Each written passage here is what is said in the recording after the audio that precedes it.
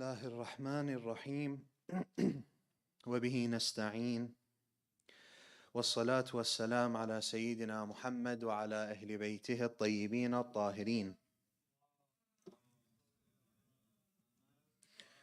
واللعنة الدائمة على أعدائهم أجمعين من الآن إلى قيام يوم الدين. القول مني في جميع الأشياء قول آل محمد فيما أسروا وما أعلنوا وفيما بلغني عنهم وفيما لم يبلغني. أما بعد، فقد قال الله العظيم في محكم كتابه الكريم: بسم الله الرحمن الرحيم، والعصر إن الإنسان لفي خسر إلا الذين آمنوا وعملوا الصالحات وتواصوا بالحق وتواصوا بالصبر. صدق الله العلي العظيم. صلوا على محمد وآل محمد.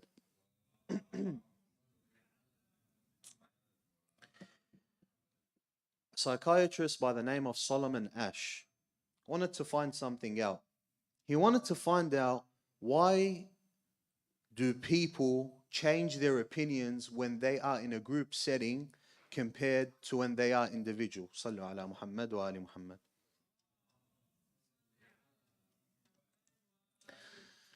So what Solomon Asch done is he got a group of people to run the experiment on. What he would do, he would organize them into groups. So they would be individuals that would be in a room. All of a sudden, 7 different people would come in. These 7 are what is known as confederates, by the means of they are actors. They are in on the experiment. They know what's happening.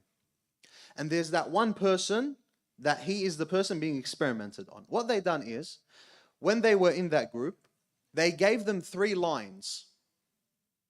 Line A, line B, and line C.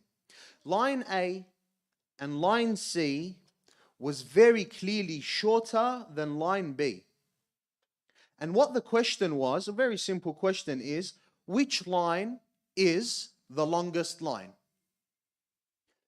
What Solomon Asch made the Confederates do, the other 7 people, is for them to answer the incorrect answer. For them to say line C or line A, which was clearly shorter than line B.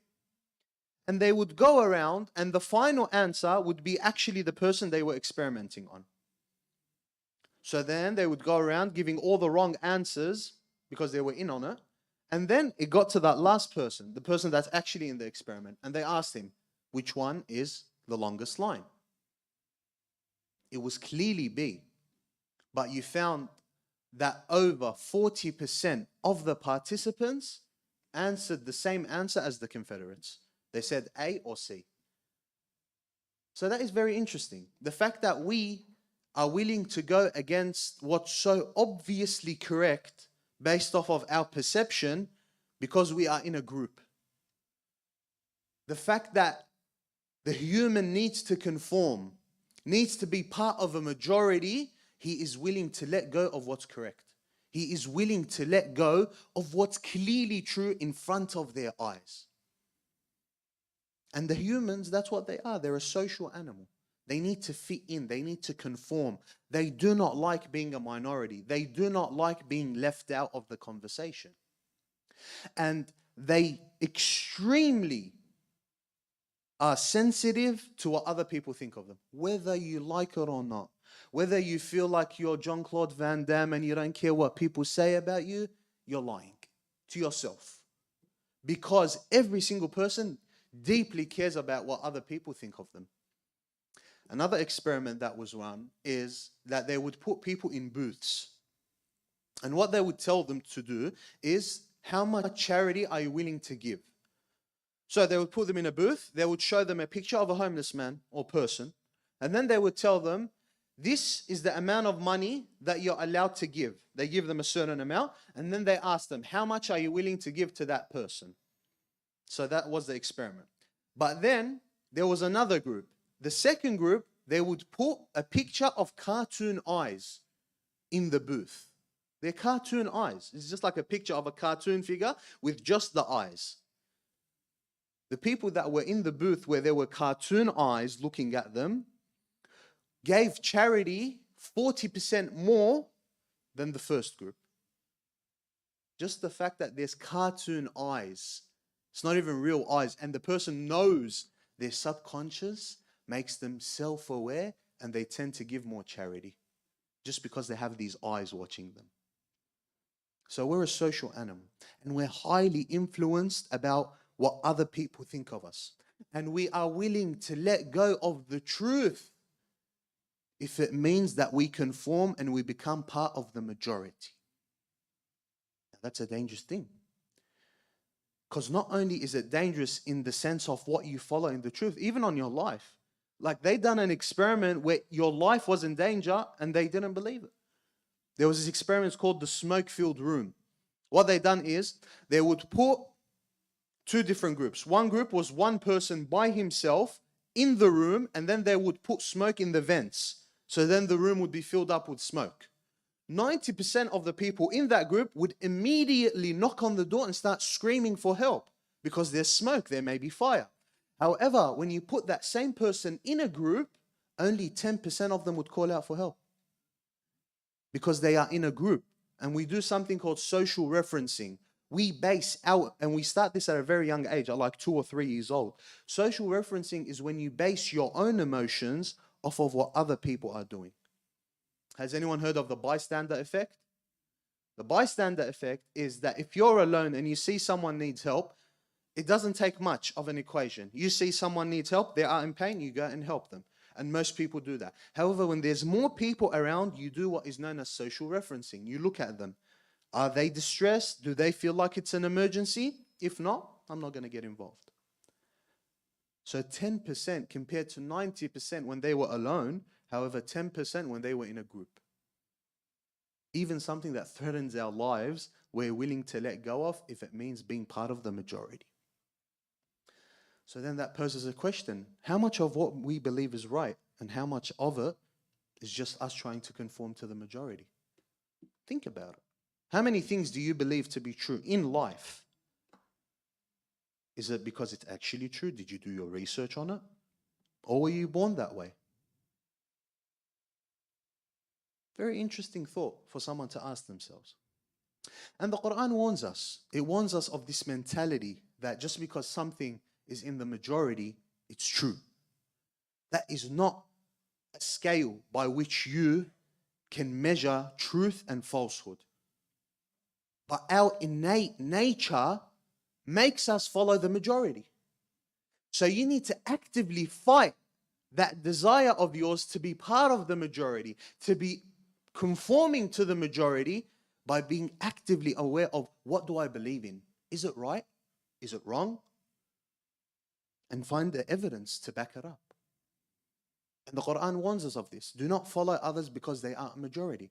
Because many times in history, the majority fell and the minority rose. And I'm not saying be part of the minority for the sake of being part of the minority. You know how some people, they just want to be different. They see everyone doing something, that they change it. I had an uncle during the time of Saddam in Iraq. No one was allowed to have beads. No one was allowed to have a bead because it was forbidden. You have to be clean shaven. This uncle of mine, throughout that entire period, had a bead. Why? He wants to be different. As soon as Saddam fell and everyone started growing beards, my uncle went clean shaven. What are you doing? I want to be different. That is not a scale by which you measure either. Just because something's a minority doesn't mean it's right. That whole argument of majority or minority is false. You need evidence. You need logic. You need what you are comfortable with, or what the Quran tells you, what the Ahl al-Bayt, what Muhammad wa Ali Muhammad tell us. So let's look at the Quran. One of the verses, Bismillah ar-Rahman ar-Rahim. وَإِن تُطِعْ أَكْثَرَ مَنْ فِي الْأَرْضِ يُضِلُّوكَ عَنِ سَبِيلِ اللَّهِ.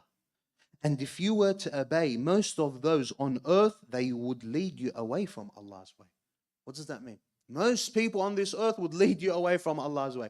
So you following your nature or your desire, to be part of a majority, they will put you away from Allah rather than closer to Allah.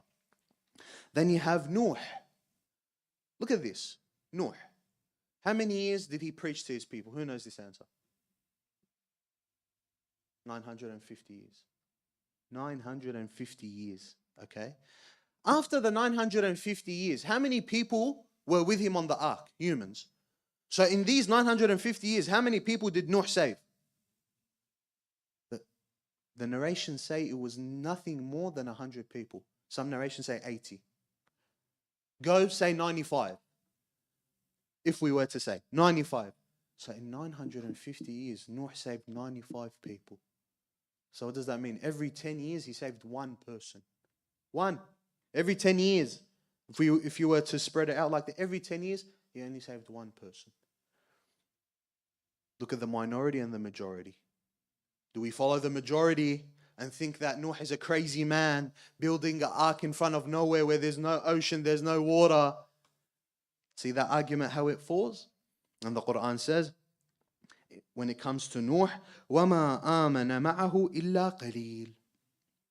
That but none believed with him except for a few.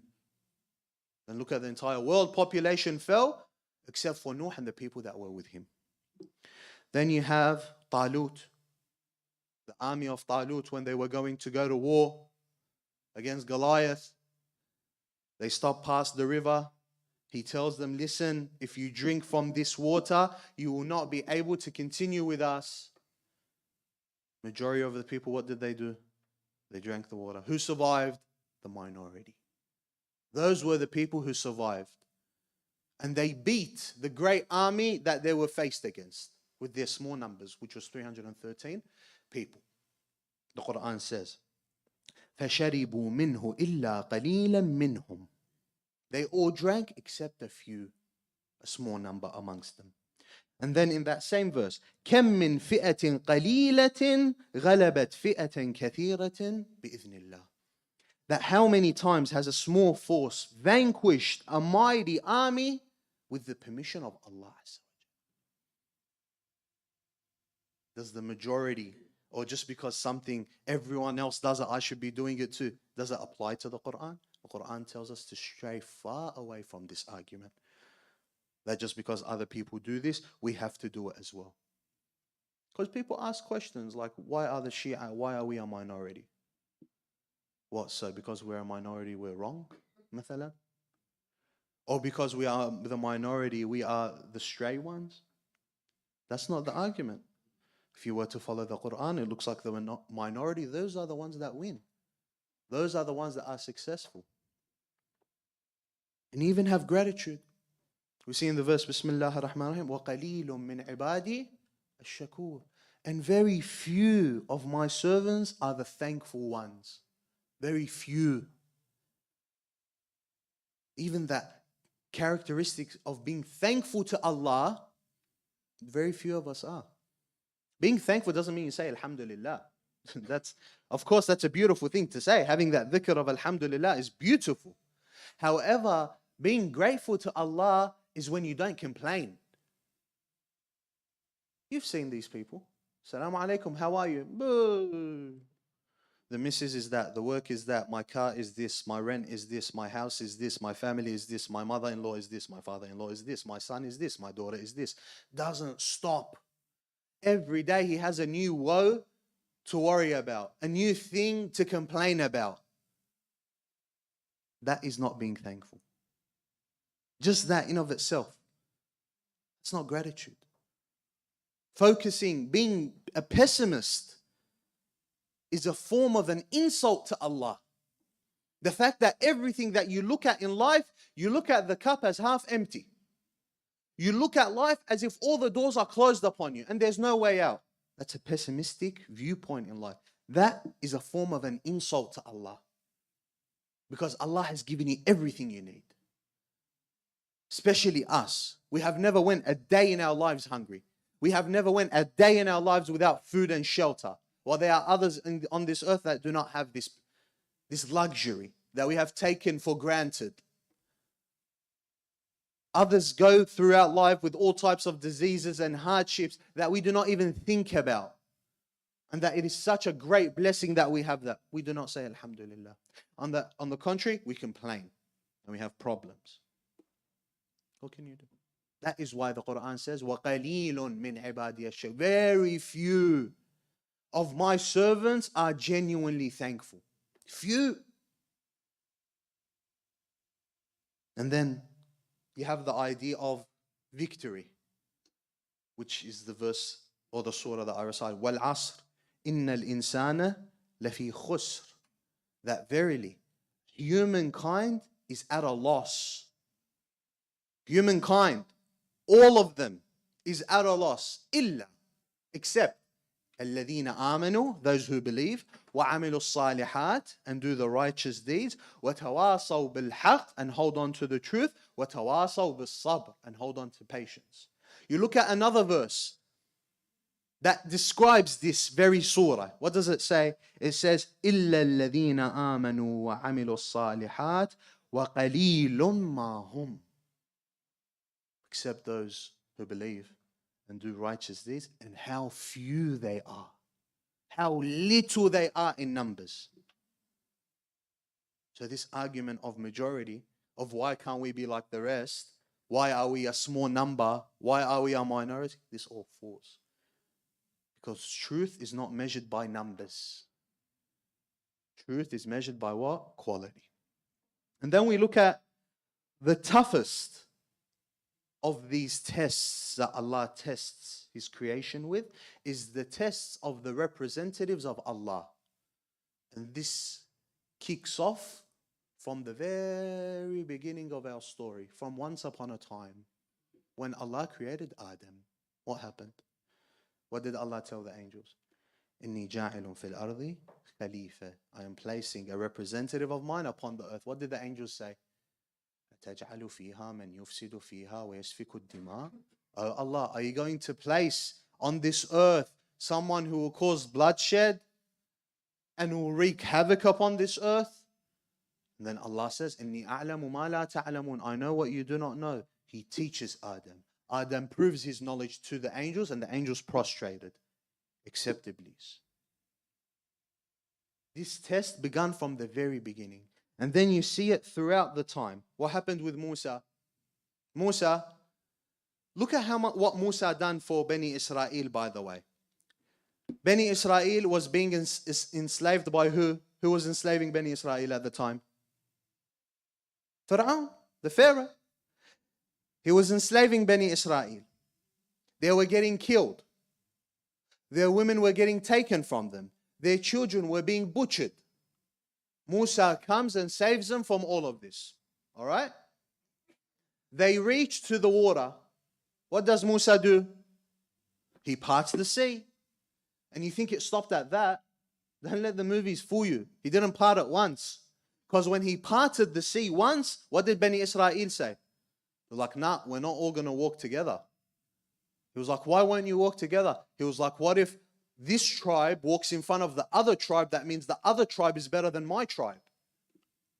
They were just in slavery, by the way. They were just in slavery. Now, all of a sudden, they have a mazaj. They want to pick. They're like, nah, we're not going to walk past this water. Musa's like, hey, Fir'aun's right here. He's coming. He's on his way. The whole army's here. We're going to get butchered. He was like, no, you figure something out. We're not happy. One tribe's going to walk in front of the other. So what did Musa do? There were 12 tribes. He parted the sea in 12 different ways. Just so they can walk. Did it stop at that? No. When they parted the sea, what happened? One tribe and the other tribe cannot see each other.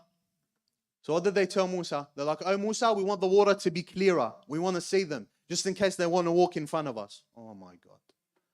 Just in case the other tribe wants to walk in front of us? No, we're not going to do that. Musa makes the water clear. They walk past. Allah brings them food from the heavens. They do not like it. They want onions. And they want garlic. You want onions and garlic? Eat onions and garlic. You were getting food from the heavens. The best quality of food that you could ever eat. They didn't like it. They wanted onions and garlic. They wanted to stink. What happened after that? They would walk past the villages. They would see people worshipping an idol. They'd be like, Musa, can we get an idol like this? We want to worship an idol as well. After all the miracles you saw, you want to worship an idol now? They walk, they walk, they walk. Fast forward a couple of days or years or however long it was. Allah tells Musa, you are going to go on a trip, 30 days, but I'll extend it 10. Who does Musa leave behind? Aaron, Harun, his brother. اخلفني في قومي واصلح ولا تتبع سبيل المفسدين. Aaron is the representative of who? Musa. He's the Khalifa of Musa. Musa goes for 30 days, but what? It gets extended how long? 10 extra days. So how long is it? 40. Musa goes. Musa comes back. What does Musa say? He sees Bani Israel worshipping a golden calf. A calf made out of gold. They were worshipping it. 40 days he left, by the way. 40 days.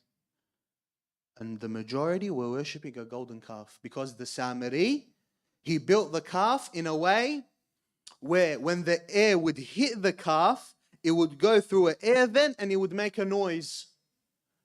And when this noise was being made, everyone thought that the calf was alive. After all the miracles they saw, they started worshipping the calf. Majority of them worship the calf. After all the miracles they saw Musa part the seas, they saw food from the heavens, Allah saved them from Fir'aun, and in 10 days, they reverted to worshipping a calf. So tell me, when you want to follow the majority, why? What's the majority going to get you? What are you going to get from following the majority? Because you look at history, it's riddled with people that followed the majority. Where are they? Where are they? They're in the cursed section of history because they followed the majority. Because they couldn't have thoughts for their own. They were sheep. Oh, my uncles are doing this. My family is doing this. I'm going to do this. Oh, my friends are doing this. My friends are doing this new thing. My friends are dressing like this. My friends are acting like this. I'm going to act like this. Without any thought, without any critical thinking, without any logical explanation.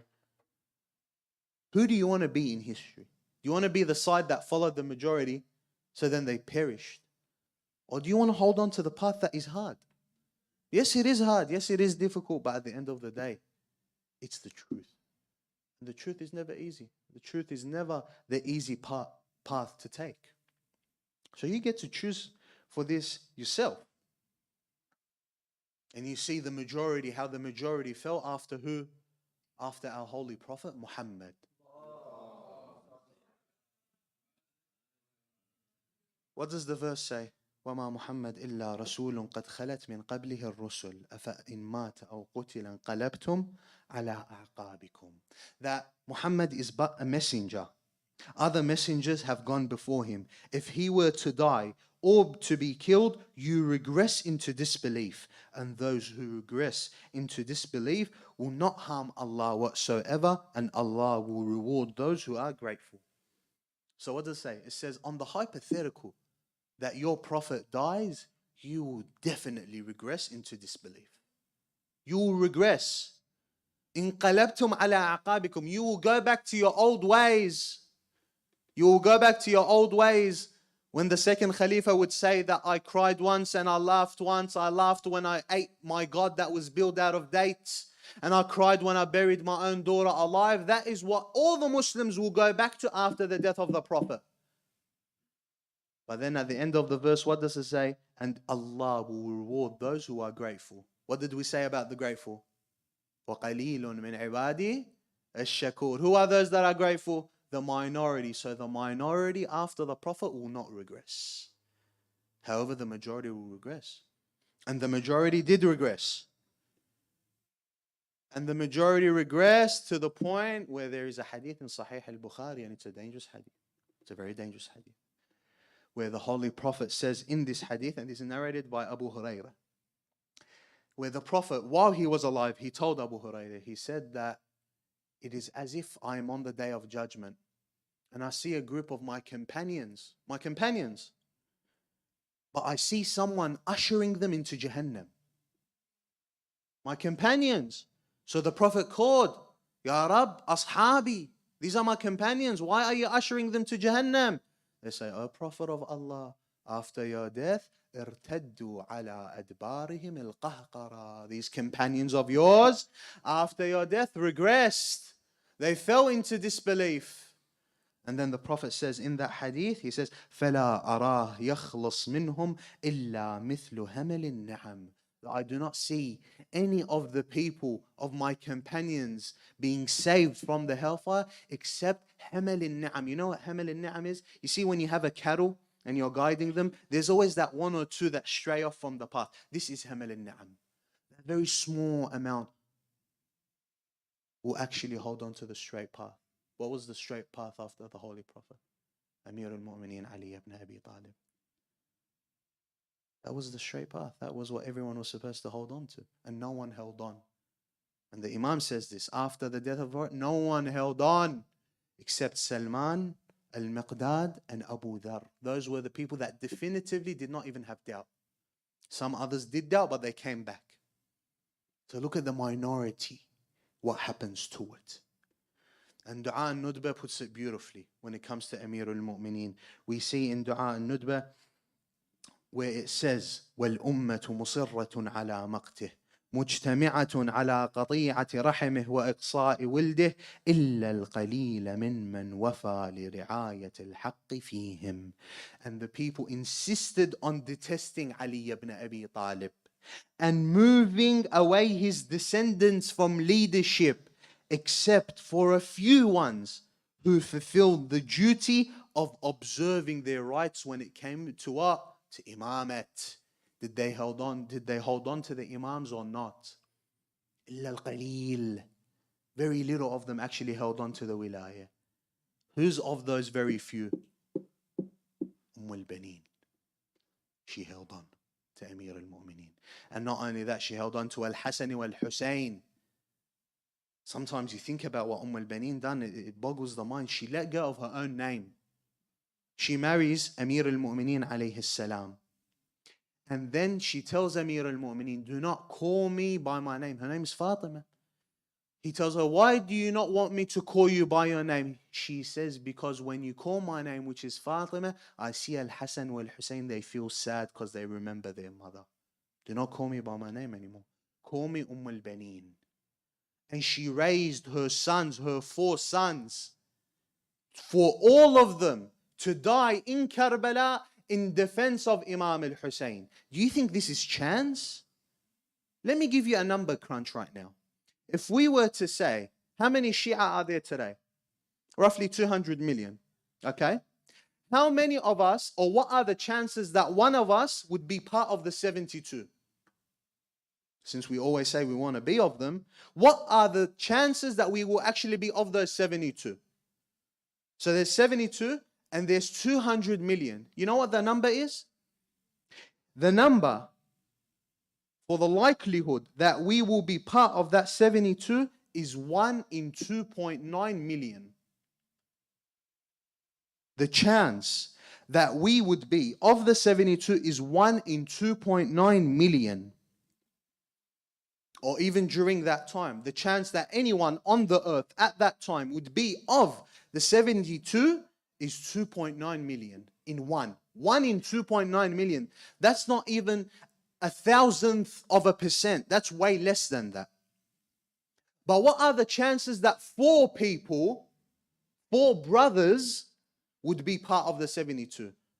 Banin's sons were 5% of the army. 5% of the army.